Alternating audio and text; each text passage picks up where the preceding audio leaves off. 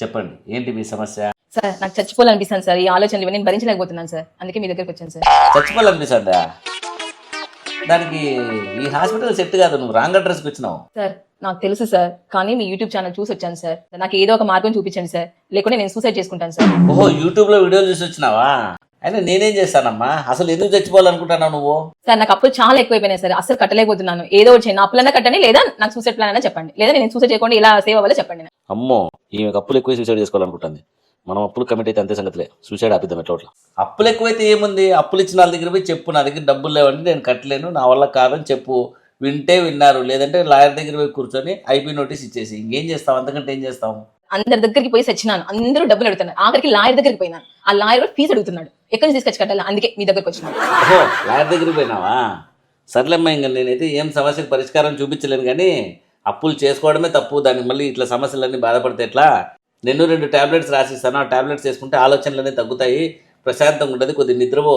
అర్థమవుతుందా? ఇంతకు మించి చేయగలిగింది ఏం లేదు. సూసైడ్ ఏం చేసుకోవద్దులే. టాబ్లెట్స్ రాసిస్తాను, టాబ్లెట్స్ వాడు. ఈ మందులకి డబ్బులు ఎవడిస్తాడు? నేను కట్టిన ఫీజు ఎవడు ఎనికి ఇస్తాడు? ఆ ఫీజు ఎనికిచ్చి ఈ మందులకి డబ్బులు ఫస్ట్.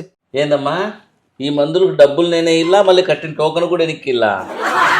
సర్లే, నువ్వు చచ్చిపోవు, సూసైడ్ చేసుకోవంటే ఆ మాత్రం చేయలేనా? పట్టుకో, 500 ఉంది, 500 తీసుకొని పోయి ప్రశాంతంగా మందులు వేసుకొని పనుకో, సరేనా? తీసుకోమ్మా. సార్ ఈ 500తో ఏమొస్తుంది సార్?